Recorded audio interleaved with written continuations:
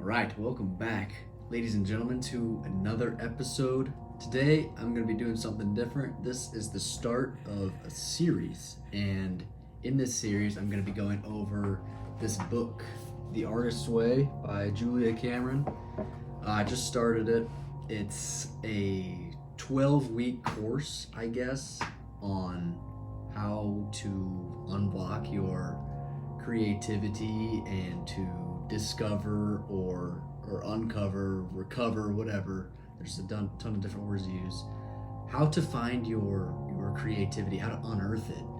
And I'm only a chapter in, and this is the kind of stuff I've been talking about. Like, this is exactly what I want to talk about. This stuff just lights me on fire. I love it. I love it so much. I want to go over it with you guys. I want to go chapter by chapter as I read it and kind of break it down with you. So, chapter 1, or week 1, I should say, week 1 of 12 weeks is recovering a sense of safety, okay? And it begins with the shadow artist. And what is a shadow artist? There's a definition here in the book, but to me, it's someone who wants to create, but they can't or they won't due to outside factors or fear of failure, ridicule, things of that nature. Things we've talked about before, right? So what does this tell us about shadow artists? It says in here, timid young artists often give up their sunny dreams of artistic careers, settling into the twilight world of could-have-beens and regrets. There, caught between the dream of action and the fear of failure, shadow artists are born. I love that. Caught between the dream of action and the fear of failure. Right? You have it. You have the dream of action. You want to pursue it, but we won't due to fears that are more than likely unjustified, but we don't see them that way. And we'll get into how to remedy that in the future chapter. So the question becomes, us shadow artists, have we strayed from our intended paths, right? Are we choosing these paths that are not meant for us because maybe other people have told us that these are the paths we should go down, or we're looking for something to have this illusion that we're in control, right? There's 1,000 different questions to ask.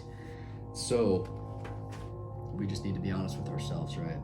So here's the thing, is the artist within us is very often intimidated, scared, timid to show itself due to the uncertainty of the reactions from ourselves, from others when we reveal the artist within, right?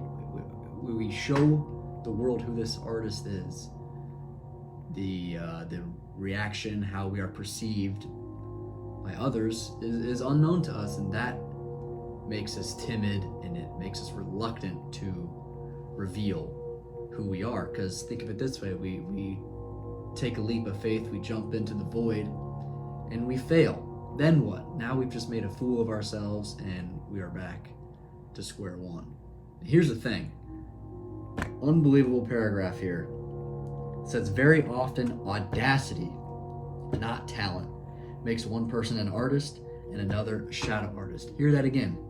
Audacity, not talent, makes one person an artist and another shadow artist.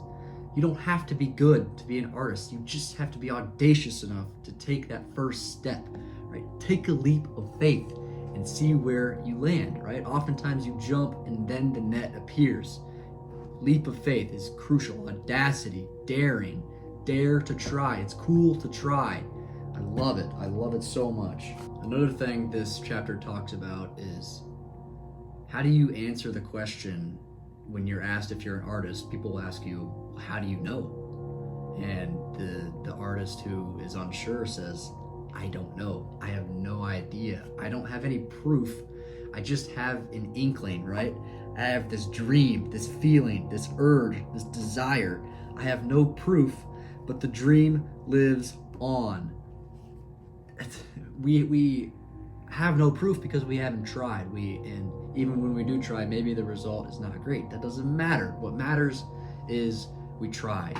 Here's the thing: these shadow artists, ourselves, the shadow artists, we are berating ourselves. We're mad at ourselves deep down because we haven't tried. Right here it says, as a rule of thumb, shadow artists judge themselves harshly, beating themselves for years over the fact that they have not acted on their dreams. This cruelty only reinforces their status as shadow artists. Remember, it takes nurturing to make an artist. Shadow artists did not receive sufficient nurturing. They blame themselves for not acting fearlessly anyhow.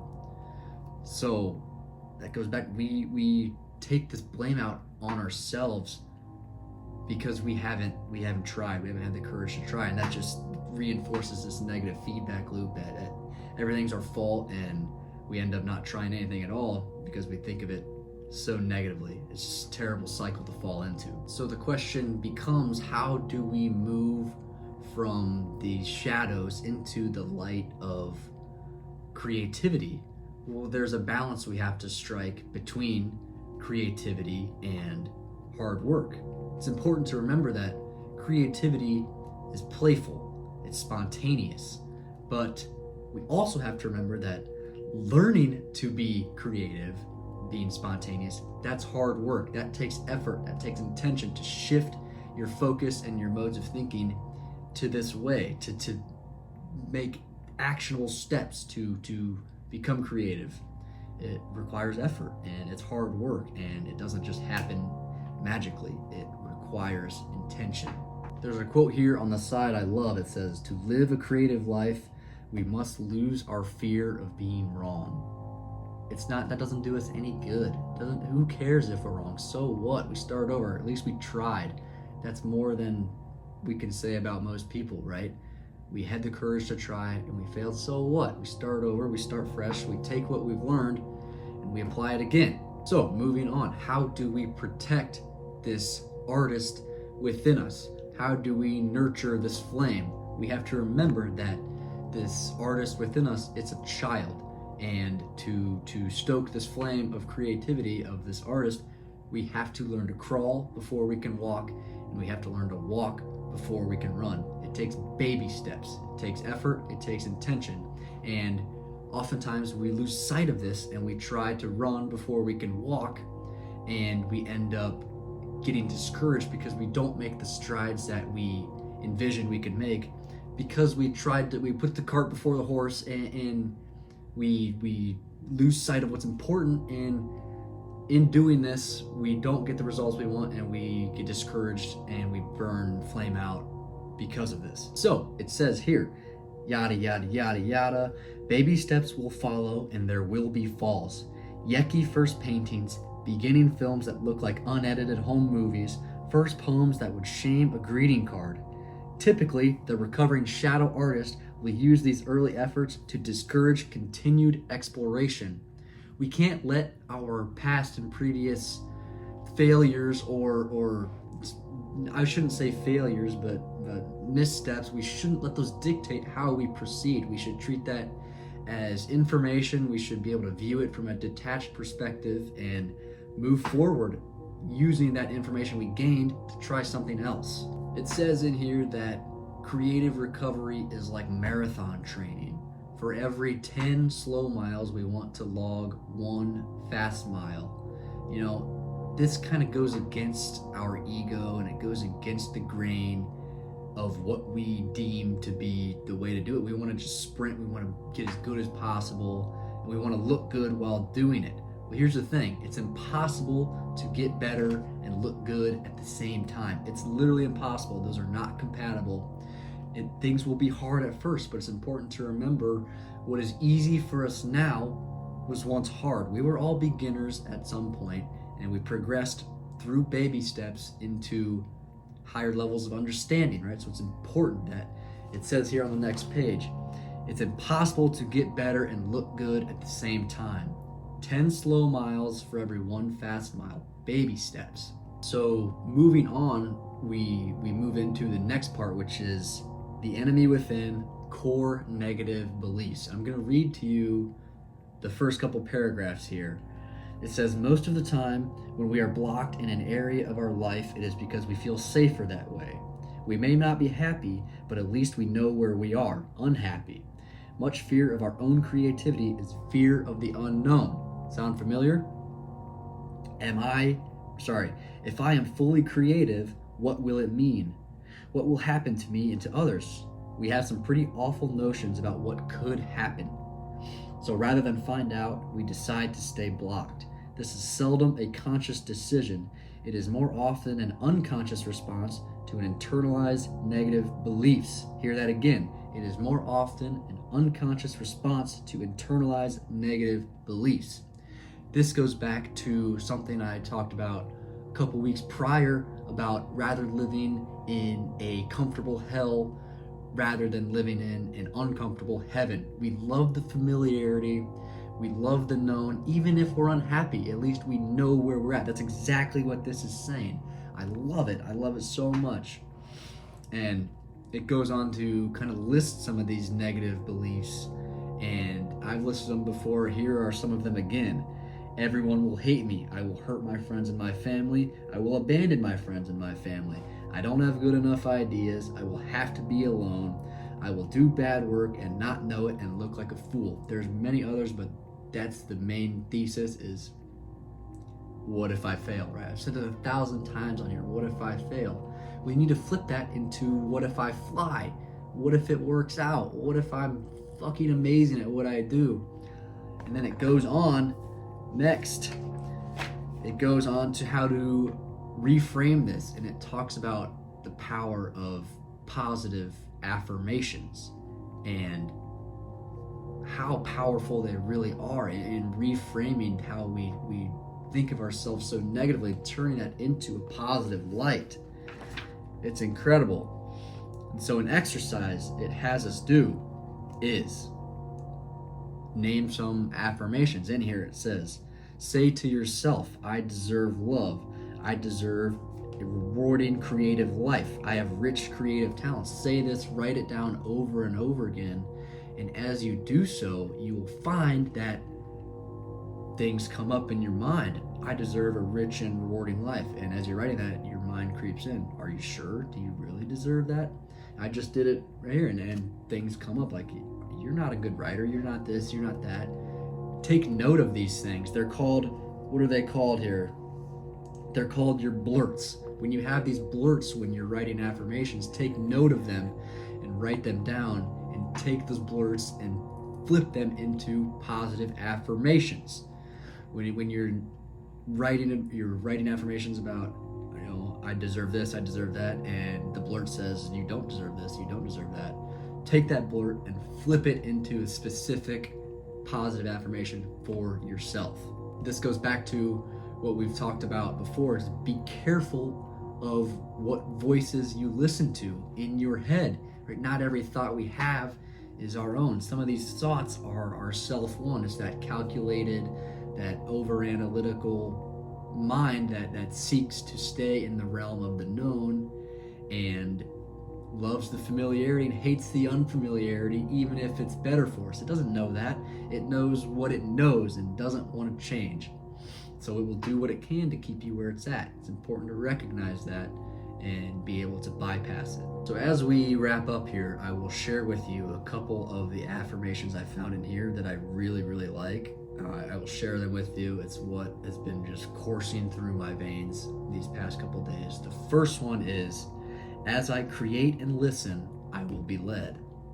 As I create and I listen, I will be led. So we can create, we can do all this stuff, but if we don't take the time to listen, we're not going to be led. And a big proponent of this book this is where Morning Pages comes from, by the way. I know I've talked about it before. I didn't know that The Artist's Way was the origin of Morning Pages. I've been talking about it for a while. I've heard it from other people. I didn't know this is where it stems from, but it talks about the importance of morning pages. And so that is as you're creating, right? And then you have to listen as well. The next thing this is a big proponent of is what's called an artist date. What that means is you take a couple hours a week and you go do stuff by yourself. You have to be by yourself. Go do something you love by yourself. This is your artist date. And as you do this, you're taking the time to listen. So as you create and as you listen, you will be led. That's the first affirmation. I love it. It's all I've been thinking about. The next one, it's a little bit spiritual. So if you're not religious, I apologize. I've been getting more into religion recently. I've felt compelled to, and so I've explored it, and here we are. This is a very religious book, by the way. It's you are led by God, and creativity and spirituality are interchangeable, and it's an interesting concept, one I've been exploring. Anyway, the next one is, I am willing to let God create through me. I love this one because it hammers home the point that God has a vision for us, and through us lives his vision. And I just love it. I'm not gonna preach to you guys. I'm not, that's not what this is for. I don't wanna skew anybody's opinion or whatever, but just know that there are some fantastic affirmations in here, religious or not. They have both. I mean, you can interchange God for the universe or whatever. Doesn't matter. What matters is affirmations are extremely important in reframing how you talk to yourself in your head. And the more you write down these affirmations, the more they stick, and you think in terms of these affirmations. I'm worthy of this, I'm worthy of that, I can do this, I can do that. It sounds really stupid, it sounds woo-woo, but I promise you, if you try it, it will stick. If you try it sincerely, that's the key. Sincerely trying will make it stick, okay? So with that, I will conclude.